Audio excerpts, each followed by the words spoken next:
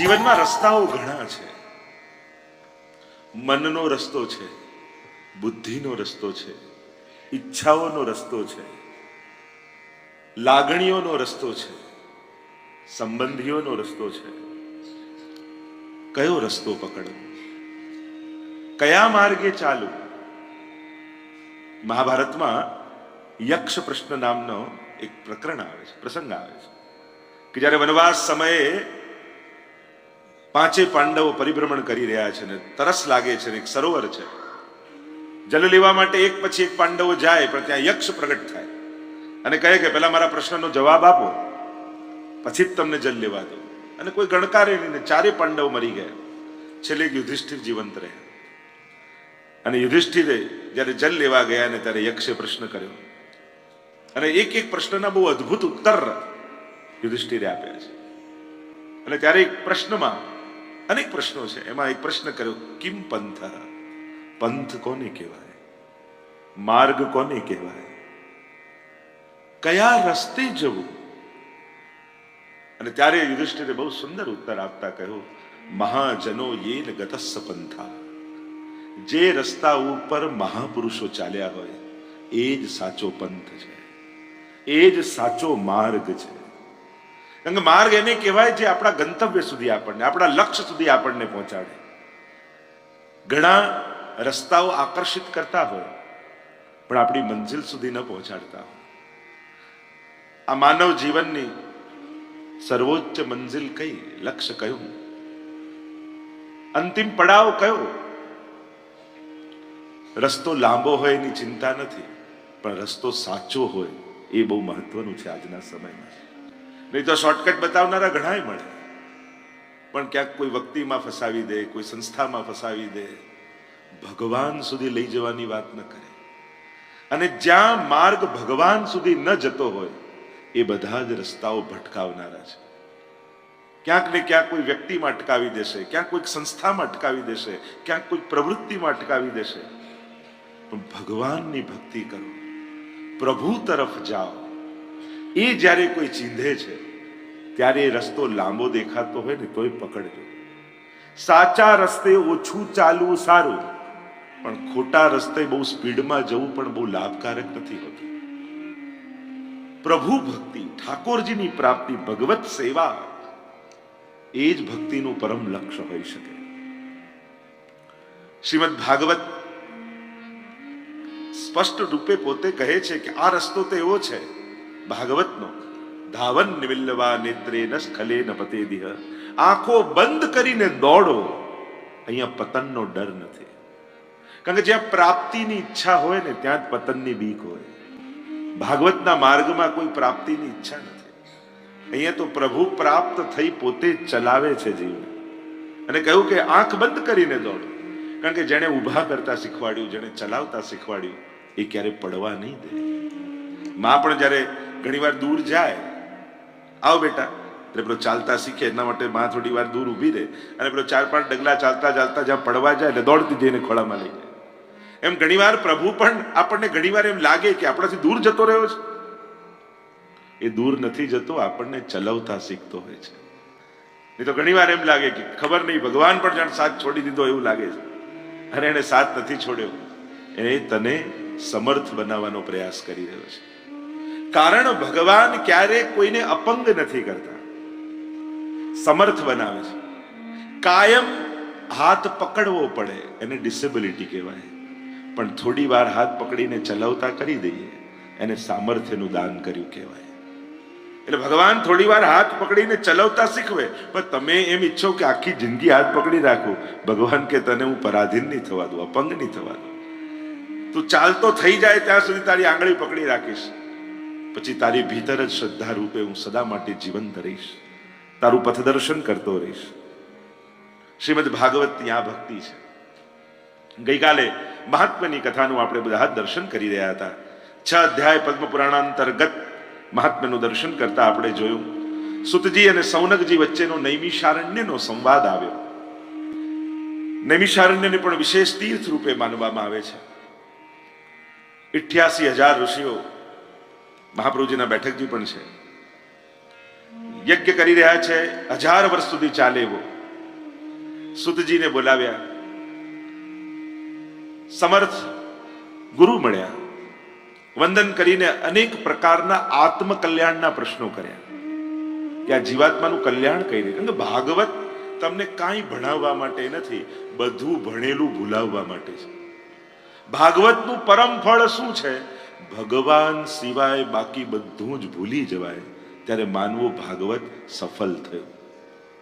આ કથા ભાગવતની સમાધિ ભાષાની છે. આ સંસારને શીખવા માટેની નથી, સંસારમાંથી રસ્તો કાઢી ભગવાન સુધી પહોંચવાની છે. એટલે તમને જે સમજણ પણ ભાગવતજી મળશે ને, એ સમજણનો ઉપયોગ સંસારમાં ફસાવવા માટે ન કરતા સંસારમાંથી રસ્તો કાઢવા માટે કરજો. કે લૌકિકતામાં પણ અલૌકિકતા કઈ રીતે શોધી લઉં, વૈષ્ણવની એ જ તો ચતુરાઈ છે. તમે સત્કર્મ કરો, પુણ્ય કરો એટલે અનેક પ્રકારના સુખ જીવનમાં આવે. દુઃખ સમયે તો માણસ પોતે જાગૃત હોય, સુખ સમયે કોઈ ગુરુ, કોઈ સમજદાર, કોઈ વડીલ જોડે રાખજો. કારણ કે પતનની ત્યારે જ સંભાવના હોય છે. કારણ કે સુખ વૃદ્ધિ થતા થતા તમને એમ થાય કે આનાથી આગળ, આનાથી આગળ. જેટલા સુખી થતા જાઓ એટલા પાપ કરવાના ઓપ્શન્સ વધારે મળતા જાય છે. પાપ કરવું સરળ, સામર્થ્ય આવે ને ત્યારે પાપ કરવું બહુ સહેલું બની જાય. અને એ સમયે જ્યારે તમારી સામે ચોઈસ છે અને તમને કોઈ રોકનારું નથી, ટોકનારું નથી, કહેનારું નથી અને કહી શકે એવી કોઈની હિંમત નથી, એવા સ્થાને જ્યારે પહોંચી જાઓ ત્યારે બહુ જ સમજદારીની જરૂર પડે. કારણ કે હવે કોઈ કહેનારું નથી, હવે તમારે નક્કી કરવાનું છે પાપ સિલેક્ટ કરવું છે કે પુણ્ય. બાકી સામર્થ્ય, સુખ, પાપ માટેની સુવિધાઓ બહુ કરી આપે છે. અને જ્યારે બહુ સમર્થ માણસ થઈ જાય ને એમ થઈ જાય કે હવે મને કોઈ કહી શકે એમ નથી, એ સમય વધારે ભયંકર હોય છે. કારણ કે તમને કોઈ ટોકનારું નથી. અને ઘરમાં વડીલોને કહેતા પણ હવે બીક લાગવા માંડે કે હવે આટલા મોટા સ્થાને પહોંચી ગયો અને કેવો કઈ રીતે, ત્યારે બહુ જ સાવધાન રહેવું પડે. અને અત્યારના સમયમાં કોઈને કોઈનો ડર નથી, કોઈને કોઈની શરમ નથી. હવે તો આપણો આત્મા આપણને રોકે ને તો જ રોકાઈએ એમ છે. અને એના માટે આ સત્સંગની જરૂર છે. હા પાડતા અને ના પાડતા આ બંને આવડવું જોઈએ. ક્યાં માણસે હા પાડવી અને ક્યાં ના પાડવી. અને જે ના છે ના જ છે, એને ગમે તેટલા લોજિક આપો, ગમે તેટલું કન્વિન્સ કરવાની કોશિશ કરો, પાપ અને પુણ્ય માટે તમને બધાને ખબર છે. પછી ગમે તેટલા તમે કોઈને કન્વિન્સ કરી શકો, લોજિક, પણ આ બધી છલ છે ને. ક્યાંક આ બધું છલ જ છે. આપણે આપણી જાતને છેતરીને બીજાને કન્વિન્સ કરીએ છીએ. એટલા માટે ખોટું કરવાનો કોઈ સાચો રસ્તો નથી દુનિયામાં. કોઈ પણ સાચો રસ્તો ન હોઈ શકે. એટલે જે નિષેધાત્મક છે, જે વિધેયાત્મક છે, એ છે. શાસ્ત્રને જો માનો છો, ભગવાનને જો માનો છો, ધર્મને જો માનો છો, ગુરુને જો માનો છો, તો ક્યાંક ના પાડતા શીખવું પડે. અને ક્યાંક ન ગમે બધાને તોય હા કહેતા શીખવું. આ મારો નિયમ છે, આ મારા મર્યાદા છે, આ મારી વૈષ્ણવી એક મર્યાદામાં હું રહું છું. અને એ મારા માટે ભય, બંધન કે શરમકારક નથી. એ જ મારું વૈષ્ણવ તરીકેનું ગૌરવ છે. હું પ્રભુને ધરીને લઉં છું, એ મારું શરમની વાત, એ મારું ગૌરવ છે કે પ્રભુની પ્રસાદી લઉં છું. હું આ રીતે નિત્ય નિયમ પાળું છું, હું સેવા કરું છું, હું ભગવત ભક્તિ પ્રમાણે જીવું છું. એ મારા શરમની વાત નથી. મારા જીવનનું સૌથી મોટું ગૌરવ જ આ છે કે હું વલ્લભ મારા ગુરુની આજ્ઞા પ્રમાણે જીવું છું. અને આનાથી મોટું ગૌરવ બીજું શું હોય છે? ક્યાંક બંધાવવું એ મુક્તિ છે અને ક્યાંક મુક્ત થવું એ બંધન છે. નાનકડું બાળક હોય એને માં પોતાની છાતીએ ચાપી લે તો એને બંધન જેવું લાગે કે મુક્તિ જેવું લાગે? માના છાતી સાથે ચોંટી જવું બાળકનું, એનાથી મોટી મુક્તિ એના માટે શું હોય? કેવો નિર્ભય થઈ જાય કે હવે કોઈની મને ડર નથી, ચિંતા નથી, માની ગોદમાં છે. દેખાતું બંધન પણ મુક્તિ જેવું. અને માં એને છૂટો મૂકી દે તારી રીતે કર, તો એ મુક્ત થવું પણ એના માટે બહુ મોટું બંધન હોય. ખરે છોડી દીધો, હવે મારું કોણ? મારું સાચવનાર કોણ? મારી રક્ષા કોણ? મારો પોષક કોણ? એમ જ ગુરુના ચરણોને પકડી રાખવું, પ્રભુના ચરણોને પકડી રાખવું એ આપણું બંધન નથી, એ જ આપણી મુક્તિ છે. અને ક્યાંક પ્રભુથી દૂર જતા રહેવું એનાથી મોટું બંધન બીજું કોઈ નથી. કારણ કે ત્યારે કેટલા બંધનો માથે સવાર. કોઈ આપણને સાચવનારું હોય તો કેવી નિશ્ચિંતતા લાગે છે ને. બધા બેઠા છે, એ નાનું બાળક બિલકુલ અસમર્થ હોય, બોલી ના શકે, કહી ના શકે, મનની વાત ના કરી શકે, માના ખોળામાં હોય, સાવ ટેન્શન ફ્રી લાગે આપણને. અને જે સરસ રીતે બોલી શકે, કહી શકે, દોડી શકે, ભાગી શકે, બધા કામ કરી શકે, એ ટેન્શનમાં લાગે છે. અરે સામર્થ્યવાન અભિવ્યક્તિ કરી શકે, મનનું કહી શકે, કન્વિન્સ કરી શકે, એ નિશ્ચિંત હોવો જોઈએ. જે પોતાનું કંઈ કહી શકતો નથી, બોલી શકતો નથી, બતાવી શકતો નથી, એ નિશ્ચિંત. અને પેલો ચિંતિત, આ તો ઊંધું થયું. કારણ શું? કારણ એક જ છે, બાળકને મા ઉપર ભરોસો છે કે જેણે ગોદમાં લીધા છે એ ભૂખ્યા નહીં સુવડાવે, એ મને જરૂર હશે એના પહેલા બધું હાજર કરી દેશે. એવી અનન્ય શ્રદ્ધા મા ઉપર છે. અને પેલો હું મારી રીતે જીવું, મારી રીતે કરી લઈશ, મારી રીતે, એને થાય કે હું નહીં કરું તો કોણ કરશે મારું, અને એટલે ચિંતિત છે. શરણાગતિ નિશ્ચિંતતા આપે છે. જ્યારે કોઈના થાવ છો ત્યારે બધી જ ચિંતા મુક્ત થઈ જવાય છે. તતો નિશ્ચિતતામ વ્રજેત.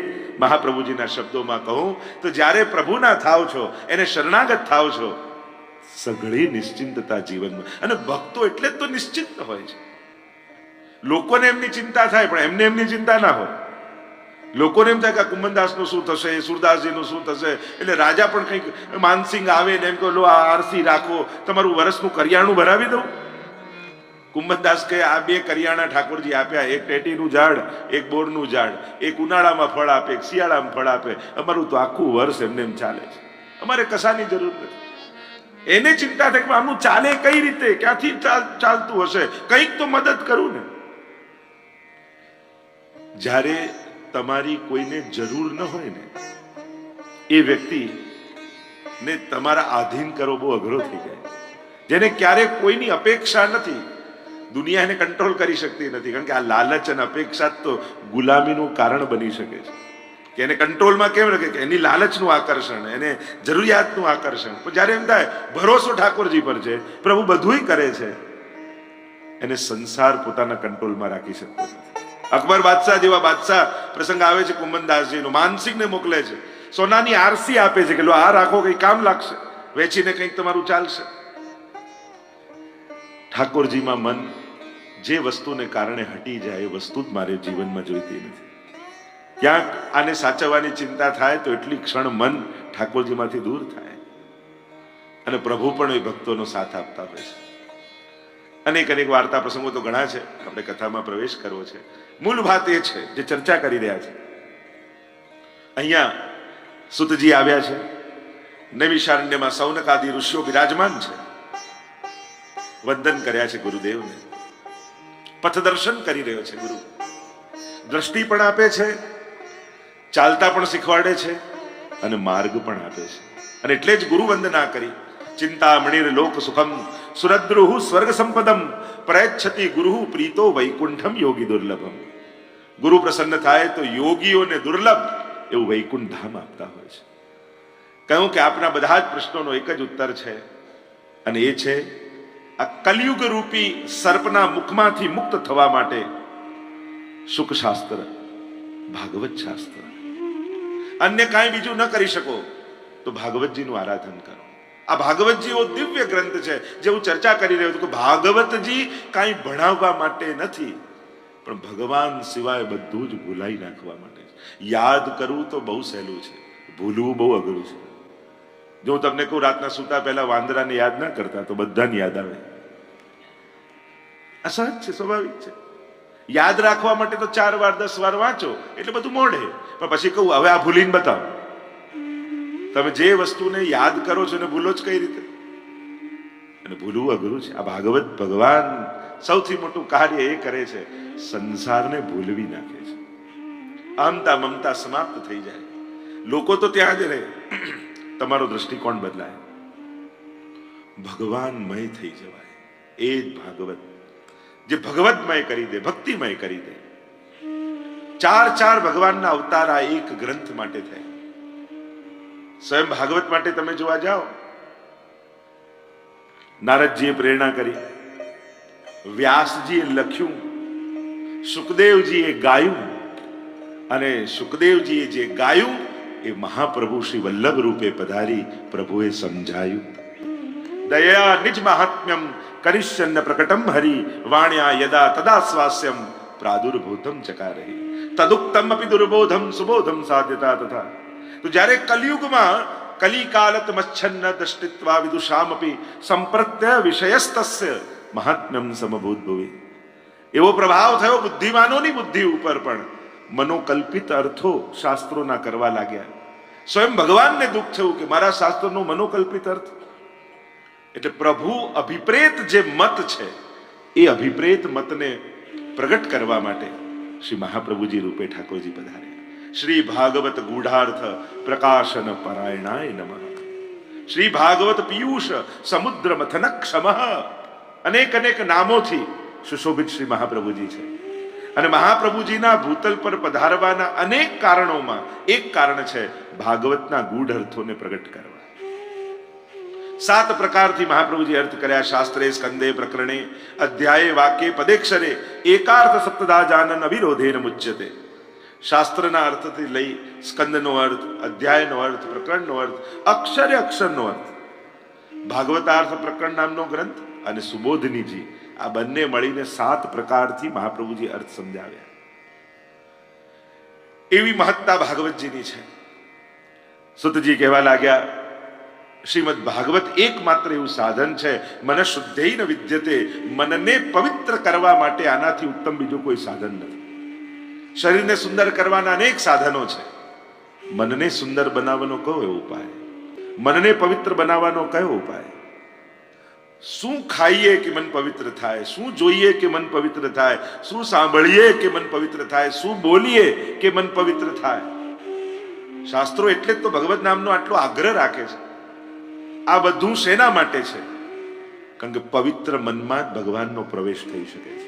મહાપ્રભુજીના શબ્દોમાં કહું, 16 ગ્રંથમાં તો વિષયાક્રાંત દેહાનામ નાવેશ સર્વથા હરે. વિષયાસક્ત હૃદયમાં ભગવાનનો નિવાસ થઈ શકતો નથી. એટલે પ્રભુને હૃદયમાં પધરાવવા માટેની પહેલી શરત અંતઃકરણની વિશુદ્ધિ, પવિત્રતા. અને એ પવિત્રતા સિદ્ધ થાય છે ભાગવતના શ્રવણથી.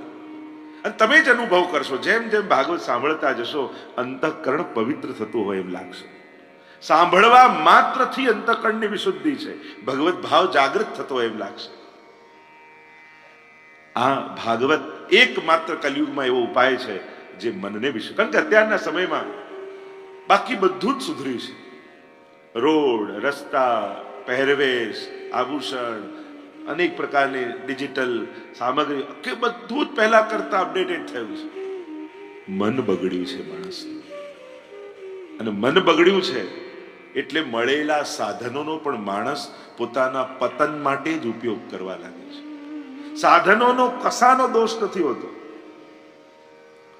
ફોનનો શું દોષ? તમે ક્યાં લગાવો એ તમારા ઉપર. કારનો શું દોષ? તમે ક્યાં લઈ જાઓ એના તમારા ઉપર છે. મૂળ વાત છે બાકી બધું જ સુધર્યું દુનિયામાં, માણસનું મન બગડ્યું છે. અને જેનું મન બગડ્યું છે એને રાખવો ક્યાં? એને સાચવવો ક્યાં? કારણ કે બહુ કઠિન છે. એક વ્યક્તિનું મન બગડે છે તો એ બીજાના વિચારોને બગાડવાનો પ્રયાસ કરે છે. આ બહુ સહજ છે. એક વ્યક્તિને પાપ કરવું હોય અને એકલા ન થઈ શકતું હોય એટલે સંગાથીઓને શોધે, લોજિકો આપી આપી બીજાના મન બગાડવાના પ્રયાસ કરે, જેથી એ એકલો પાપમાં ન દેખાય. ઘણીવાર પાપ ઢાંકવા માટે પણ 5 જણા જોઈએ. અને એટલા માટે બગડેલા મન વાળો વ્યક્તિ, એટલે જ સામર્થ્ય બહુ વધ્યું છે ને સમાજનું, અને એટલે જ સમજણની વધારે જરૂર પડી છે. કારણ કે એ સામર્થ્ય જ ક્યાંક આપણા પતનનું કારણ ન થઈ જાય. એટલા માટે સત્સંગની જરૂર છે, સારા વિચારોની જરૂર છે. કારણ કે જો દુનિયામાં સમર્થ લોકોના મન બગડ્યા ને તો એ સમર્થ લોકો દુનિયાનો સર્વનાશ કરી નાખશે. એટલે મનની પવિત્રતા સિદ્ધ થાય એ દરેક માટે. તો ઘણાને એમ થાય કે કથામાં શું, લોકો હોસ્પિટલ બાંધો, આમ કરો, આ કરો, આ કરો, ઘણું બધું થઈ શકે ને કરવું જ જોઈએ. પણ વિચાર કરો, મન બગડેલું હશે ને એ કોઈ ઉત્તમ સંસ્થાના શ્રેષ્ઠ સ્થાને બેઠો હશે તો એ સંસ્થાનો દુરુપયોગ નહીં કરે. એ કોઈ રાજકીય પદ ઉપર બેઠો હશે ને મન બગડ્યું હશે તો એ ક્યાંક એનો પદનો દુરુપયોગ નહીં કરે? નથી લાગતું કે સમાજના સ્વાસ્થ્ય માટે કેવલ શરીર સ્વસ્થ રહે એ જ નહીં, મન સ્વસ્થ બને એ પણ સમાજના સ્વાસ્થ્યનું એક અંગ છે. અને સ્વસ્થ બને મન એટલે સાયકોલોજીકલ જ નહીં, આધ્યાત્મિક ને ધાર્મિક રૂપે પવિત્ર મન થાય એ જરૂરી છે. પવિત્રતા હશે તો જ વિચારોની શુદ્ધિ, બીજાના હિતનો વિચાર, પોતાનો હક, બીજાનો હક, આ બધાના વિવેક. નહીં તો એ જ વ્યક્તિઓ છે, પરિવારના એ જ છે. પણ આ ધર્મ જ તો આપણને શીખવાડે છે માં જોડે કેવો વ્યવહાર, પત્ની જોડે વિચાર કેવો, દીકરી જોડે વિચાર કેવો, બહેન જોડે વિચાર કેવો. દરેક વ્યક્તિ દીઠ, સંબંધ દીઠ આપણને કેવી જુદી ભાવનાઓ છે. વિચાર કરો, આનો વિવેક જો ખતમ થઈ જાય દુનિયામાં તો સમાજનું શું થાય? કોઈ કે ધર્મની જરૂર નથી, અરે ધર્મ જ તો આપણને વિવેકી બનાવીને રાખે છે કે દરેક માટેની લાગણીઓ જુદી છે, દરેક માટેનો વિચાર જુદો છે, દરેક માટેની ભાવનાઓ જુદી છે, દરેક માટેનો વિવેક જુદો છે. આ સહજ એક માનવ જીવનની એક વિવેક છે જે ધર્મ થકી દરેકના જીવનમાં આવે છે. કોઈ ભગવાનમાં માને ન માને, પણ ધર્મ વગર તો કોઈને ચાલવાનું નથી. અને એટલા માટે આ ધર્મ એ સામાજિક વ્યક્તિને સામાજિક બનાવવા માટે નિતાંત આવશ્યક છે. અને આ જ વિવેક સમાજને સ્વસ્થ સમાજ બનાવી રાખે છે. શ્રીમદ ભાગવત એ મનને પવિત્ર કરવાનું શાસ્ત્ર છે. અને કહ્યું કે આ તો મોટા મોટા દેવતાઓને પણ દુર્લભ છે. અને આ કથા જેવી છે. આપણે બધા નસીબવાળા છીએ કે આપણે સ્વર્ગમાં નથી પણ ભૂતલ પર છીએ. સ્વર્ગમાં ક્યારેય કોઈ ભાગવત કથા બેસાડી હોય સાંભળ્યું? અને નથી બેસાડી, નથી સાંભળતા દેવતાઓને, એટલા માટે તો એમને ભૂતલ પર આવવું પડ્યું. અહીંયા સુખદેવજી કથા કહેવા જતા હતા પરીક્ષિત મહારાજને, એટલામાં બધા વિમાનો ઉતર્યા દેવતાઓના. અને વિમાનો ઉતર્યા અને જોયું આશ્ચર્યથી કે આ વિમાનો ક્યાંથી આવ્યા. અને ત્યારે સોનાનો કળશ લઈને બહાર આવ્યા ઇન્દ્ર. આ શું છે? તો કે આ સ્વર્ગનું અમૃત છે. શેના માટે? પરીક્ષિતને શ્રાપ છે ને, જો આ પી લેશે અમર બની જશે. ત્યારે પરીક્ષિત મહારાજને કહે કે તમે આ પી લો, બદલામાં શું? તો કે સુખદેવજીને અમે સ્વર્ગમાં લઈ જઈએ અને ત્યાં કથા સાંભળીએ. અને ત્યારે પરીક્ષિત વિચાર કરે છે, કસુધા કો કથા લોકે કોમ કાંચ મણિર મહાન બ્રહ્મરાતો વિચારે એવમ તદા દેવાન જાસ. ક્યાં કાચનો ટુકડો ને ક્યાં અનમોલ મણી. કાચનો ટુકડા જેવું સ્વર્ગનું અમૃત. કારણ કે અમર બની એટલે કે શરીર કાયમ માટે થઈ જાય, પણ રોજ મન મારીને મરવું પડે એના કરતા જીવી જઈને એકવાર મરીને જતા રહેવું સારું. જો જેને સમજણ નથી, જેને વિવેક નથી, એને રોજ મન મારવું પડે છે. અને સહજમાં સંસારમાં તો તમે જુઓ જ છો, બાળકો માટે, સ્વજનો માટે રોજ માણસે પોતાના મનની ઈચ્છાઓ કેટલી મારવી પડે. ઈચ્છાઓ પૂરી કરી કરીને આપણે નથી જીવતા, ઈચ્છાઓને મારી મારીને જીવીએ છીએ. પછી ભલે મોટા થઈને બાળકો કે તમારા માટે કર્યું શું, એને કેમ સમજાવું કે બેટા અમે જતા હતા તૈયાર થઈને ફરવા અને તારી તબિયત બગડીને અમે બધું કેન્સલ કરી નાખ્યું. અમે યાત્રામાં જતા હતા તને ઠીક નતું, અમે બધું કેટલી વાર તારા માટે મનને માર્યું છે અને મનને મારી મારી તને જીવાડી છે યા તને જીવાડ્યો છે. એ હવે સમજાઈ ન શકાય. દરેક વસ્તુના ખુલાસાઓ ન હોય. અને અમુક સ્થાનો એવા છે ને, એના વ્યવહાર કરતા એનો આદર આપવો એ શ્રેષ્ઠ છે. સ્થાનનો આદર હોય છે, એ સંબંધોનો આદર હોય છે. ઘણી વાર દરેક જોડે વ્યવહારનો સંબંધ આપણો નથી હોતો. જ્યાં વંદનનો સંબંધ હોય ને ત્યાં વ્યવહાર ન જોવાય. આ વાત છે, પણ વંદનીય છે.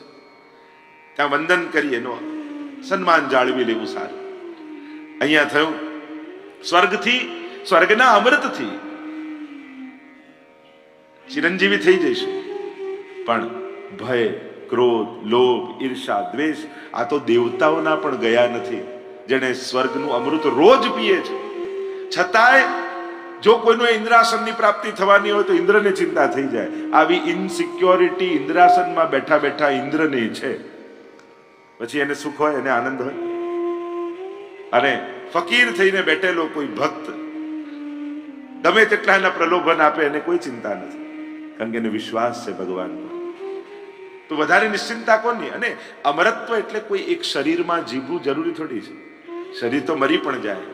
ઘણા લોકો કોઈની પ્રેરણામાં જીવે, કોઈની યાદમાં જીવે, કોઈના સિદ્ધાંતો. કેટલા મહાપુરુષો આજે સદેહ નથી પણ કરોડો લોકોની પ્રેરણામાં જીવી રહ્યા છે, શ્રદ્ધામાં જીવી રહ્યા છે.